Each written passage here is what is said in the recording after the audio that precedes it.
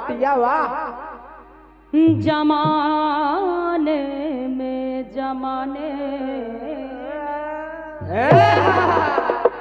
कहना है कि जमाने में लोग, इस जमाने में लोग जमाने की बात करते हैं, बनते हैं फूल पर शूल चुभाने की बात करते हैं।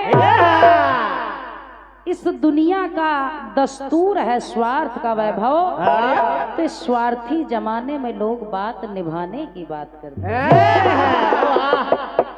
ये वजह है, सुनिएगा, अरे आगे क्यों लगाए ढोला सर्द सर्द पानी में,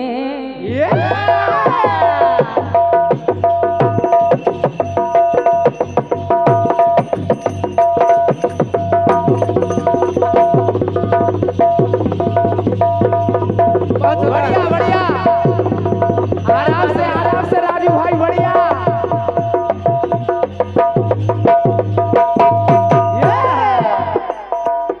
गीत कह रहा है, आग क्यों लगाए ढोला सर्द सर्द पानी में, क्यों मुझे जलाए ऐसे तू भरी जवानी में, तन्हा तड़प के ऐसे कहीं मर ना जाऊं मैं, क्या है बेकरारी आखिर कैसे ये बताऊं मैं, क्या हो गया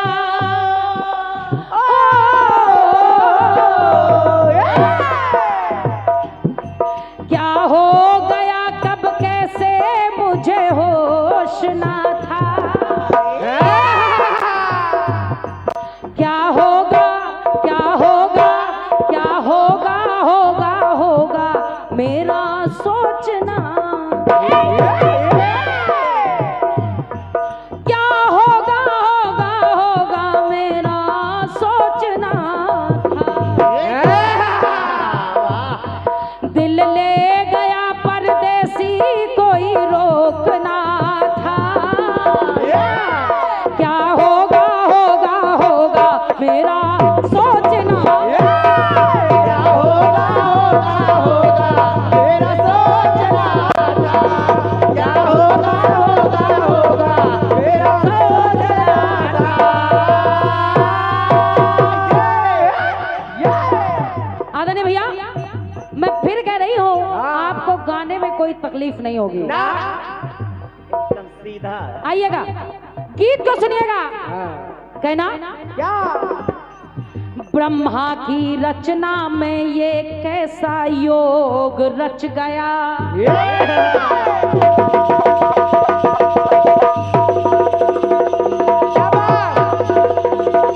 आराम से बढ़िया बढ़िया बढ़िया,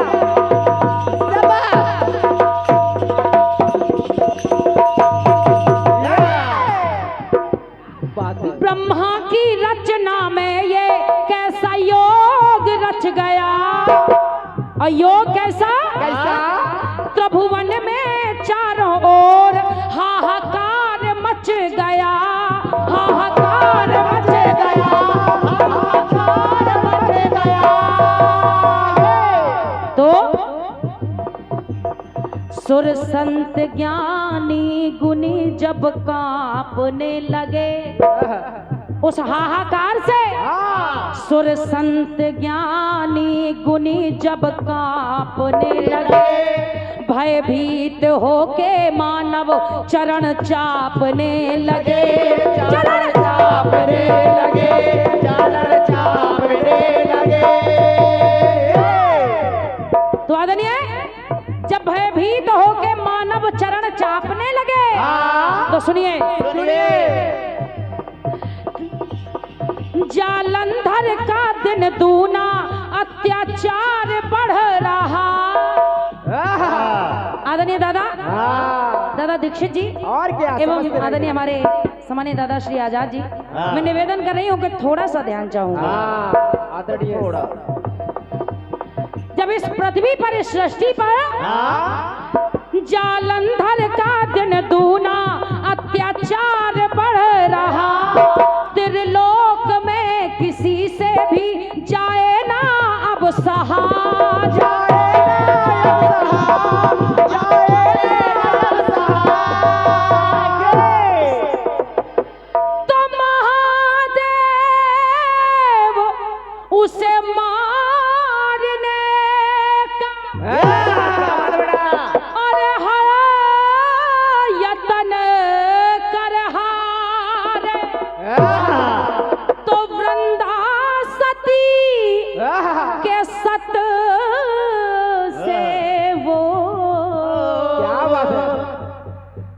मरता नहीं है मारे। कोई जोर नहीं बेटे। वाह। और जब जालंधर केवल और केवल वृंदा सती के सत के कारण बचा हुआ है, भगवान भोलेनाथ से उसका युद्ध हुआ, लेकिन भगवान भोलेनाथ उसे मारने में असमर्थ है, नहीं मार पा रहे हैं। भगवान श्री हरि के पास पहुंच गए, कहा प्रभुवर मेरी मदद करिए। और जैसे ही शिव शंभू ने निवेदन किया तो भगवान श्री हरि ने जालंधर का रूप बनाया और वृंदा के पास पहुंच गए। और क्या? वृंदा का सतित्व भंग किया। जब सतित्व भंग कर दिया तो माता लक्ष्मी भगवान श्री हरि से निवेदन करने लगी, कहा स्वामी स्वामी जालंधर को मारना था तो मार देते, आखिर वृंदा का सतित्व भंग करने की क्या आवश्यकता थी? क्या जरूरत थी? भगवान श्री हरि कहने लगे, कहा लक्ष्मी सुनो यहाँ लिखो। आदरणीय भैया गीत को नोट करिएगा, कहना कहने लगे भगवान श्री हरि, अरे जालंधर का रूप धारा परहित के भाव से,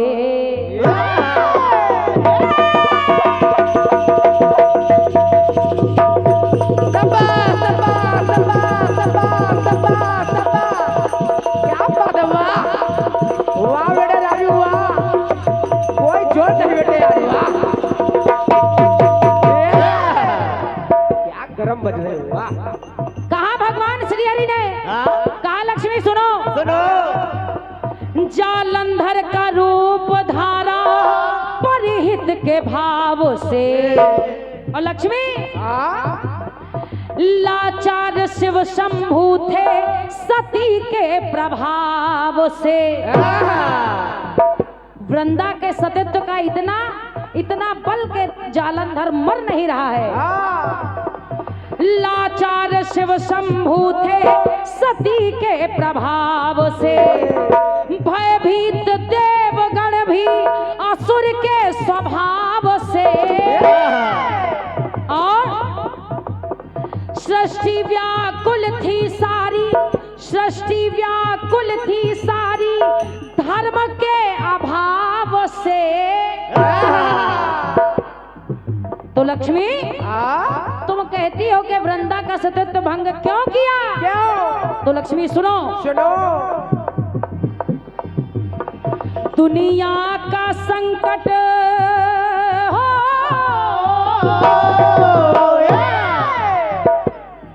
दुनिया का संकट छल करके भी टालना पड़ा। अगर दुनिया का संकट छल करके भी टालना पड़ा, लक्ष्मी कुछ ना कुछ तो इसका हल हमें निकालना पड़ा। इसलिए सती के सत पे डाका डालना पड़ा। इसलिए बहुत बहुत धन्यवाद आदरणीय दादा। क्या बात है। वाह। इसलिए सती का सत्य भंग करना पड़ा, और क्या? ताकि ये जालंधर मर जाए, सृष्टि सारी निहाल हो जाए। और क्या? कुछ ना कुछ तो इसका हल हमें निकालना पड़ा। इसलिए सती के सत पे डाका डालना पड़ा। इसलिए सती के सत पे डाका डालना पड़ा। इसलिए सती के सत पे डाका डालना पड़ा। आदरणीय बहुत सतियां मिलेंगी आपको, बहुत सतियां मिलेंगी। और क्या? लेकिन एक टुकड़ा और सुनिएगा। यहाँ एक संबूक नाम का शूद्र तपी तप कर रहा है, और जिस समय भगवान राम ने उस तपी को तप करते हुए देखा और उसकी तपस्या का उद्देश्य जाना, तो आदरणीय भैया उस तपस्वी का शीश काट दिया। जिस समय शीश काट दिया, माता जानकी कहने लगी, कहा प्रभुवर आप तो किसी के प्राण बिना कारण नहीं लेते, आज ये कैसे हो गया कि इस तपस्वी का आपने शीश काट दिया। भगवान राम कहने लगे, कहा जानकी सुनो, तरुवर पे उल्टा तन कर तपस्या में लीन हो। ये जो तपस्वी है ये पेड़ पर उल्टा लटक कर तपस्या कर रहा है। समझते रहिए, वाह क्या बात है बेटा। तरुवर पे उल्टा तन कर तपस्या में लीन हो, और तपस्या का उद्देश्य है सा शरीर जाऊं सुरपुर ये तन ना विलीन हो। क्या बात है, वाह। सा शरीर जाऊं सुरपुर तन ना विलीन हो। वादने भैया सुर सारे चिंतित हो के सोचे मन मलिन हो। सुर सारे चिंतित हो के सोचे मन मलिन हो। और देवता सोचने लगे जाए कोई सदेह कैसे, आखिर इस शरीर के साथ स्वर्ग में प्रवेश कैसे कर सकता है। वाह क्या बात है, वाह। जाए कोई सदेह कैसे शूद्र या कुलीन हो। जाए कोई सदेह कैसे शूद्र या कुलीन हो। तो राम कहने लगे, कहा जानकी ये शंभूक नाम का जो तपस्वी है ये सात शरीर को स्वर्ग में जाना चाहता है, और सात शरीर कोई स्वर्ग जा नहीं सकता, इसलिए मैंने इसका शीश काट दिया है। और क्या। और तुम कहती हो तो विधि के विधान को राम को आखिर पालना पड़ा। और जानकी सबके मत में अपना मत मुझको ढालना पड़ा। क्या बात है, वाह बेटे वाह। क्योंकि सारे देवता भी यही चाहते थे, सबके मत में मत अपना मुझे ढालना पड़ा। इसलिए तपी के तप पे डाका डालना पड़ा। क्या बात है, वाह बेटे वाह। आदरणीय भैया मेरे गीत की दूसरी बात, और गीत में जो दूसरा डाका डाला जा रहा है किसी की तपस्या पर डाला जा रहा है। बिल्कुल बिल्कुल ये है। इसलिए तपी के तप पे डाका डालना पड़ा।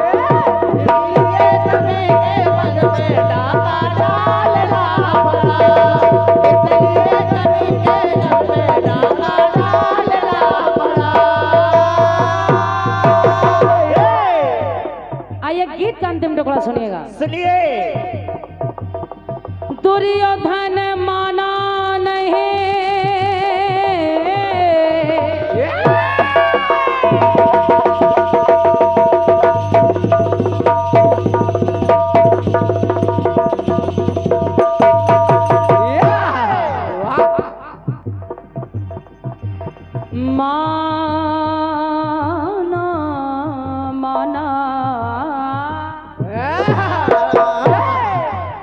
कन्हैया ने समझाया, फिर भी दुर्योधन नहीं माना। तो दुर्योधन माना नहीं, दुर्योधन माना नहीं न्याय और नीति को। और दुर्योधन के साथ साथ द्रोणाचार्य चलने लगे साथ ले अनीति को। वादने भैया जब द्रोणाचार्य जैसे गुरु भी अनीति पर आ जाए और क्या। तो द्रोणाचार्य चलने लगे साथ ले अनीति को। सूर्य भूलने लगे जब रण में रणनीति को। सूर्य भूलने लगे जब रण में रणनीति को। गया अपनाया आखिर, गया अपनाया आखिर मन हर कूटनीति को। वाह बेटे वाह, शाबाश। जब हस्तिनापुर में कूटनीति चल रही है, और क्या, ये कैसी रणनीति है कि एक योद्धा को साथ साथ योद्धा मिलकर मार रहे हैं। ये कैसी कूटनीति चल रही है? कैसी? मादनीय, जब वहाँ कूटनीति चल रही है तो यहाँ कन्हैया से रुक्मणी कहने लगी, क्या कहने लगी? कन्हैया, कन्हैया, आखिर आपने वो कर ही लिया जो करना चाहते थे। कन्हैया कहने लगे, क्या कर लिया? कहा कन्हैया, आखिर आपने धर्मराज युधिष्ठिर से झूठ बुलवा दिया। कन्हैया कहने लगे, कैसे झूठ बुलवा दिया? रुक्मणी कहने लगी कि धर्मराज ने बोला अश्वत्थामा हतोइति। जब धर्मराज ने कहा कि अश्वत्थामा हतोइति, द्रोणाचार्य ने अस्त्र शस्त्र छोड़ दिए तो द्रोणाचार्य का अंत हो गया। कन्हैया कहने लगे, कहा रुक्मणी सुनो, धर्मराज ने इतना नहीं बोला कि अश्वत्थामा हतोइति, धर्मराज ने तो इतना बोला अश्वत्थामा हतोइति नरो वा कुंजरो। क्या बात है बेटी, आपकी बात पास हो जाओगी। लेकिन गुरुवर द्रोणाचार्य ने उतना ही सुना और अस्त्र शस्त्र छोड़ दिए। और क्या? जब छोड़ दिए तो उनका अंत हो गया। तो कन्हैया कहने लगे कि अश्वत्थामा हतो इति संदेश भी मुझे उछालना पड़ा। और रुक्मणी, इस धर्म युद्ध में धर्म का पक्ष संभालना पड़ा, इसलिए बलि के बल पे डाका डालना पड़ा। क्या बात है, वाह बेटे वाह, शाबाश। आदरणीय भैया, द्रोणाचार्य इतने बड़े बलशाली हैं, और क्या, अगर उनका अंत नहीं होता तो शायद पांडव जीत ही ना पाते। बढ़िया बढ़िया, क्या बात है। कन्हैया कहने लगे, इसलिए बलि के बल पे डाका डालना पड़ा, इसलिए बलि के बल पे डाका डालना पड़ा, इसलिए बलि के बल पे डाका डालना पड़ा। ये एक सुंदर रचना हमारे परम सम्माननीय बड़े भैया, मैंने जैसा पहले कहा था कि बहुत अच्छे कलमकार भी हैं आप, हमारे परम सम्माननीय बड़े भैया श्री अश्विनी पाठक जी, जिनके कलम से ये गीत निकला है। बहुत बहुत धन्यवाद है, धन्यवाद है। आइए सुनिए। जय। इस धर्म युद्ध में धर्म का पक्ष संभालना पड़ा, इसलिए बलि के बल पे डाका डालना पड़ा, इसलिए बलि के बल पे डाका डालना पड़ा, इसलिए बलि के बल पे डाका डालना पड़ा। आदरणीय भैया, अपने गीत में मैंने 3 बातें आपको दी हैं। इसलिए सती के सत पे डाका डालना पड़ा, तपी के तप पे डाका डालना पड़ा, बलि के बल पे डाका डालना पड़ा। लेकिन ये डाके किसी ना किसी कारणवश डाले जा रहे हैं, उद्धार करने के लिए डाले जा रहे हैं। और क्या, इस संसार का उद्धार करने के लिए डाके डाले जा रहे हैं। लगता है बेटा आप फर्स्ट क्वालिटी से पास हो चुकी हो। क्या बात है। जय जय। और ये हालांकि कहने वाली बात नहीं है। ना परमादनी हमारे दादा सामान्य श्री आजाद जी, और क्या? जिनके घर में खुद ही एक बहुत अच्छे कलाकार हैं, बढ़िया बढ़िया। और इनका आशीर्वाद मुझे हमेशा ही मिलता रहता है। और क्या?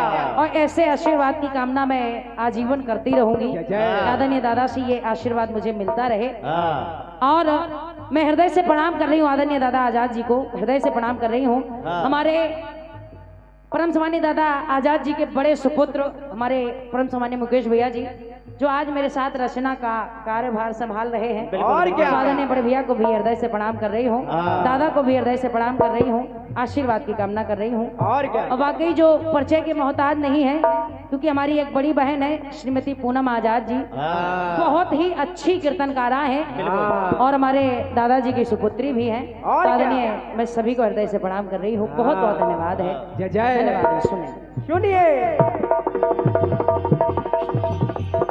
इसलिए सती के सत पे, इसलिए तपी के तप पे, इसलिए बलि के बल पे डाका डालना पड़ा। इसलिए बलि के बल पे डाका डालना पड़ा। इसलिए बलि के बल पे डाका डालना पड़ा। ओ